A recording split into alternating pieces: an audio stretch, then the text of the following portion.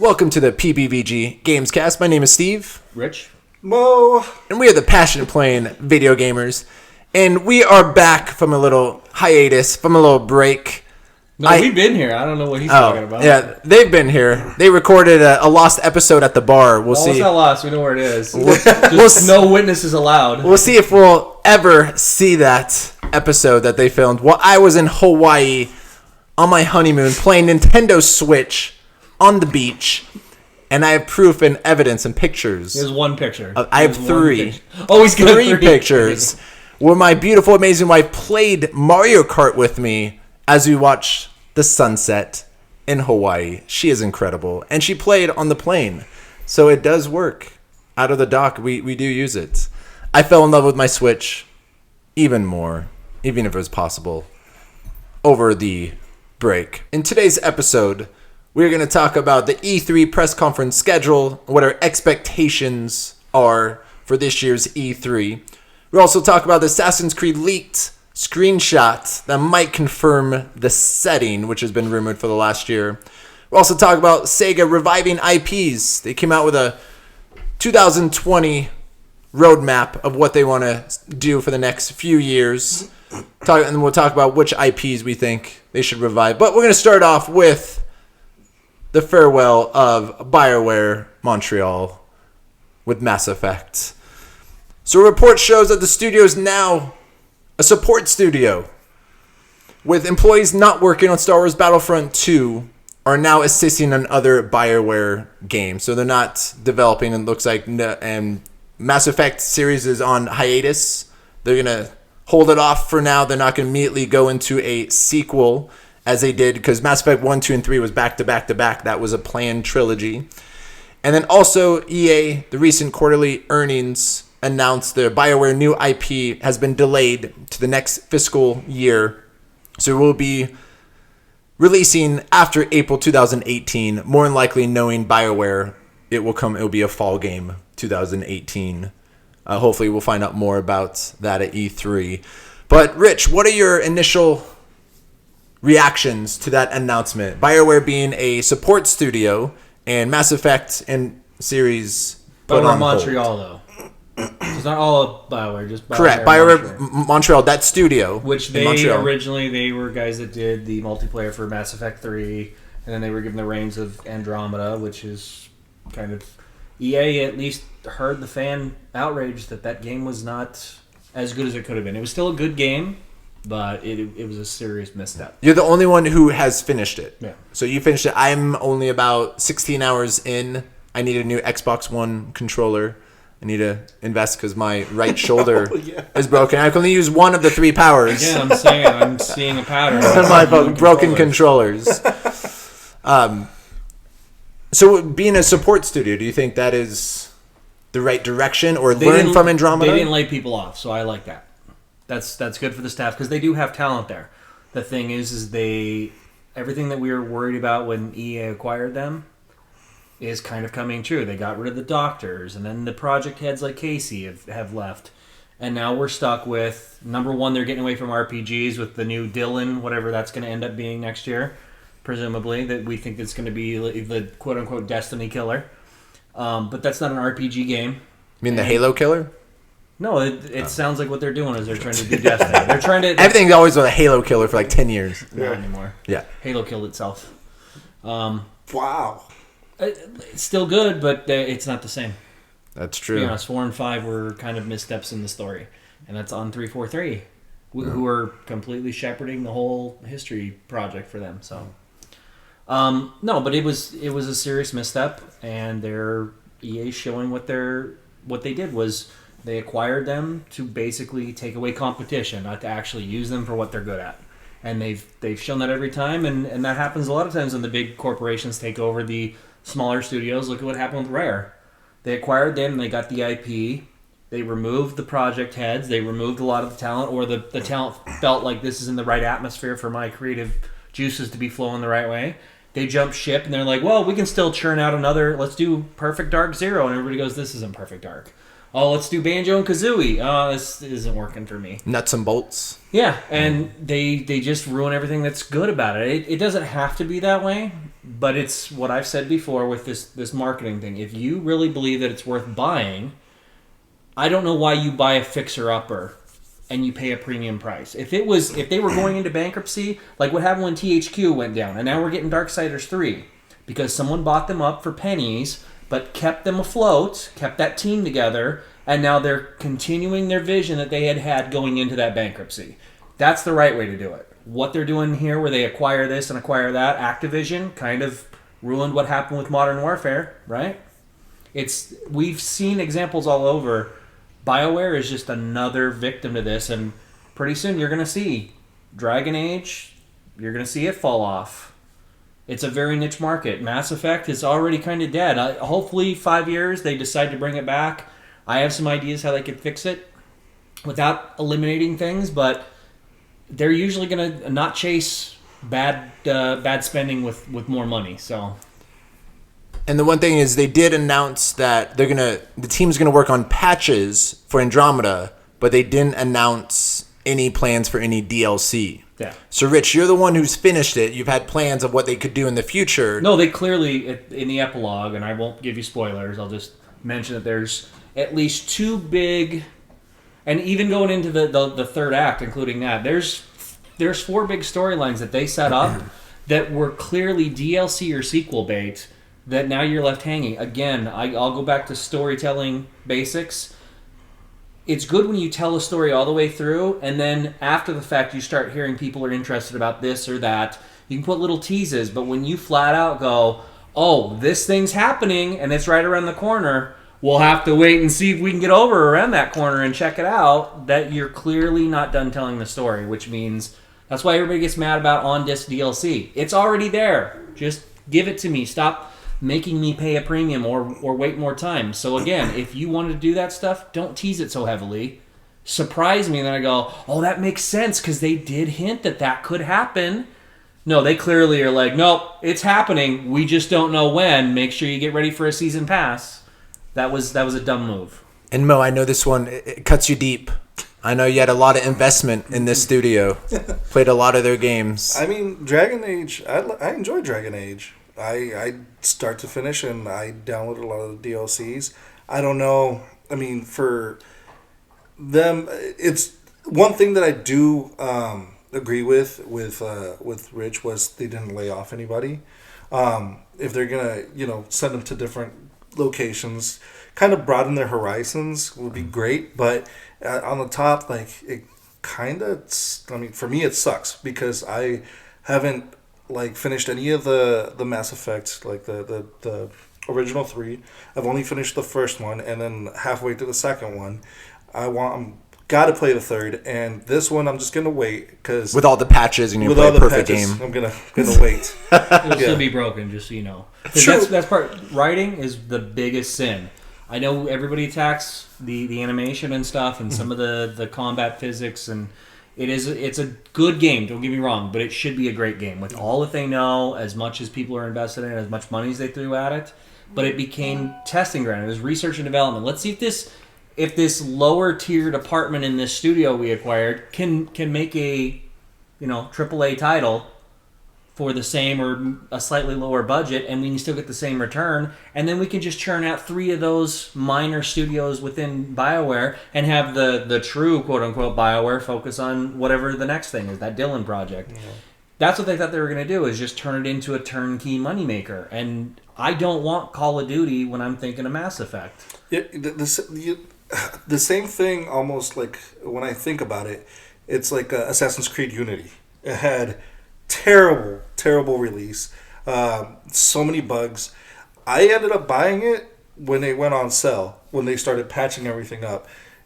To stick with that storyline was very hard for me. Yeah. That storyline was all over the fucking place.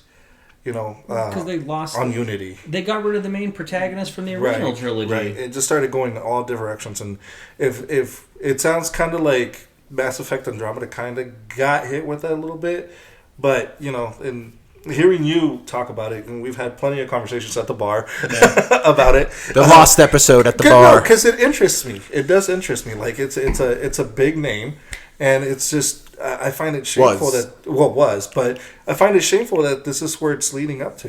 It's just. But there's so much potential. There's so many. There's really good ideas there, but they're not executed well. That's the problem. Yeah. I do like most, if not all, of those characters that are in your party, but there's nothing where if you decide like, oh, I don't like PB, you don't have to talk to her. The game doesn't dramatically change if you don't talk to her. She'll still be there in the cutscene she needs to be, and she'll still be on your ship. But there's nothing where you're like, well, if I hadn't had PB and if I hadn't got her loyalty, I don't think I could have made it through that battle, or I don't think I could have unlocked that part of the story. There's a little piece of that, but nothing that's really groundbreaking. And yet, then they keep teasing you of, hey, the story you really want to play, it's right around the corner. That will never happen. We're never going to get to that corner. True. And again, don't start teasing the story. We talk about it on the wrestling stuff all the time. When you start building up a feud, and then a guy gets hurt, you got 6 months of planning, it goes away. They don't have the same thing where, an NPC is going to go down with a broken arm or something, and now he's got to be out for 8 months. So, I don't know why they did this to themselves. Independence Day 2, actually. It comes to mind. Have you guys seen Independence Day 2? Where, I'm not going to do any spoilers, but how they ended that should have been what the second movie was. Yeah. Again, they had a story of what they were going to do for the third one, and the second one was pretty much a remake of the first one with 20 years, cool storyline. But then again, the story that around the corner, it's going to be cool, and then it didn't do well, and you're not going to see it. Same thing with Mass Effect Andromeda, didn't do well. We'll see what the sales are. With the NPD, what they do in April as well. But announcing that they're not going to continue, that's going to hurt. That says enough, I think, Yeah. in itself. Again, Bioware Montreal, what other games did they do? Do you know? This is their first lead project. This is their first They lead. were always support before this. This was them getting the ball, and can you run So this with wasn't the original Mass Effect, but it was a lot of the No, it was the guys that did employees. multiplayer and helped out fleshing out the DLC as the primary crew was going amongst those titles. And remember, that primary crew kind of switched between Mass Effect and Dragon's Age. And then after 3 was done, they switched completely to Dragon's Age. And now they're stuck with... Zeus is here to give some love. Some support. Some no support Bio for Mass Some Effect support. Montreal support. Yeah, some Montreal support with his elephant. make me feel better. Yeah. I don't feel any better. I know, I'm going to have some tears in my Mass Effect. But it's going to give me some time. I don't have to rush with Andromeda. I can take my time through it, finish it in 2019, 2020 maybe. Once it's all done, patched once up. it's all I'll do the Mo strategy once it's all patched up. But You can't patch that amount of garbage, though. Let's be honest. There's some serious problems. But I know we mentioned it's a great thing they're not doing layoffs. But they said they're going to help Battlefront 2. I'm concerned after Battlefront 2's out that the studio is going to be closed down. I don't think that's a step in the right direction. I think DICE already has it handled. I mean, sure, they can... I don't know if they're just going to assist and help out, but I don't know. The way that DICE is heading games right now and the way that they're leading their team, it sounds like they got it under control. But maybe they can show them. Maybe they just can needs improve some help. them. With the multiplayer, they have it under control. But maybe to get they- it in this release date. Maybe they can help them Because improve it's whatever big they're lacking. storytelling for DICE. They could use some people that are experts at that or a little bit more experienced. But what if this is part of the transition into whatever that rumored KOTOR remake is? That might not be a remake, might be a reimagining, reboot, a continuation. What if this is... That team is doing something similar. We've got our primaries, but you're going to need to come in and do the end polish or help us out with this. But we're going to ease you in by making sure that AAA title gets done, but you get more familiarized with the IP and all that kind of stuff. I don't think that you need that with Star Wars, but maybe that's what they're thinking. You always know. I don't want this to be a layoff situation. You always know how to make me hard, Rich. Just say KOTOR. I know this was their big lead game with Mass Effect Andromeda. They were struggling, and I'll give Rich credit. He's been calling it for over a year. Once another announcement, this person leaves, this person leaves, this person leaves. I don't know why I didn't think of this. I was a very short-term mind. I'm like, it's going to be fine. It's going to be fine. They've written the story. They got everything out. They're just booing the patches, but that obviously failed. But I was never thinking of the long term. All these people leaving, what is it going to do for the sequel? And again, I'll give Rich credit. You called it. Like, this is going to be a fucking debacle. It's going to be a fucking mess. And that's where I'm trying to make the best of the bad ending for Mass Effect 3. But remember, it was supposed to be a dark energy storyline was going to be the end to the trilogy.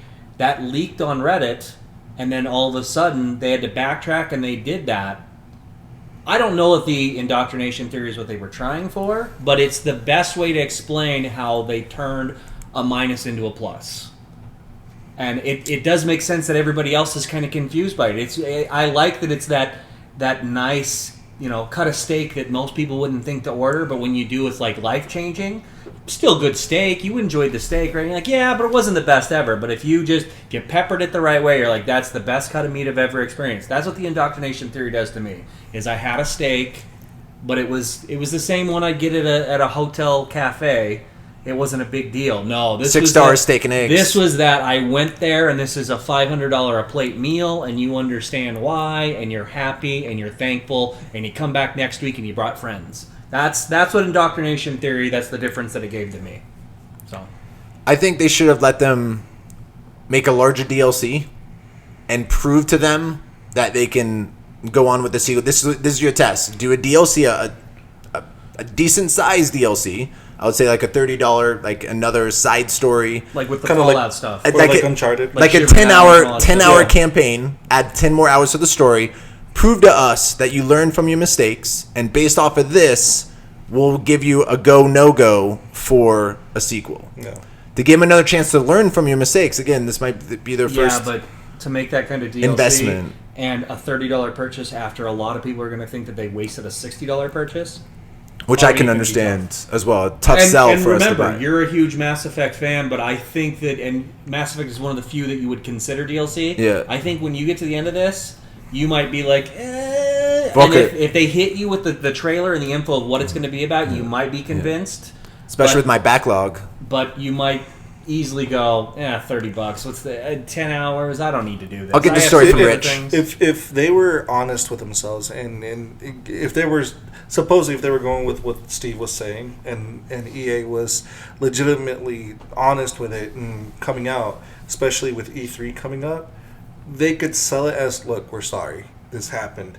Now, give us this chance, but we'll. But that wasn't their. Right, it wasn't intention ever. Like right, exactly. The bad animation is basically they found this new studio that's doing the facial mapping and all that kind of stuff, and they subcontracted all those animations to them. And even when it was coming back, and the Bioware Montreal team was telling them, let us touch these character models, we can fix this up. EA said, no, they've got it under control. You're just seeing the preliminaries. If you look, because I'm passionate about this, so I've been checking these comparisons. The alpha build that is 4 years old now, when you see some of those same cutscenes, looks 10 times better than the final product.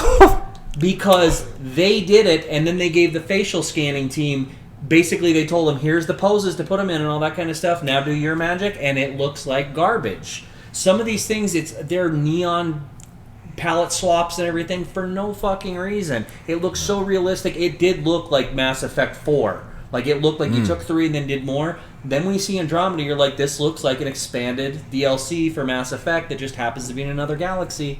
That's what it looked like to me. And that's the problem, is why are you waiting 5 years to play that, and you're paying $60, and then even at the end, they're teasing you with a little bit of a hand job, but they don't let you finish. They just go... Blue balls. Exactly. Blue balls.